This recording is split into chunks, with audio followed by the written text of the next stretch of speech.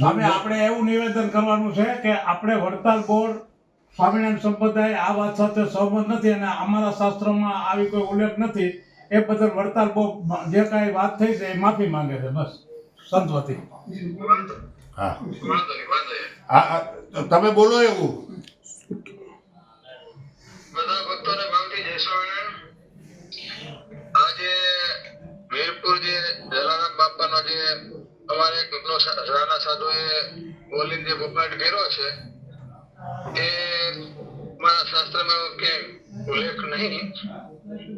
એ બદલ વડતાલ સંસ્થા આ સાધુ બદલ જે આવી ભૂલ કરી છે એ ભૂલ બીજી વખત પુનરાવર્તન નહીં કરે એની બાહેંધરી આપે છે. અને આ જે થઈ ગયું છે બહુ ખોટું થયું છે એ વડતાલ સંસ્થા પૂરી રીતે જાણે છે. એટલે અહીંના અમારા બધા સંતો અને હરિભક્તોને આ બાબતનું દુઃખ છે.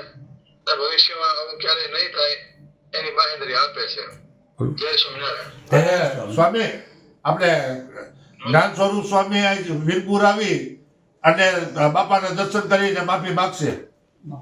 એ આવી જાય કીધું. હા અને જે સ્વામી જે બોલ્યા છે હા એ સ્વામી 2-4 દિવસમાં સમયને અનુકૂળતા ત્યાં રૂબરૂ બાપાના દર્શન કરી આવી અને બાપાના જે પરિવાર છે, ટ્રસ્ટી છે, બધાને મળી અને જે પોતે જે વાતમાં જે બફાટ કર્યો છે એને પોતે ભૂલ એકરાર કરી જશે.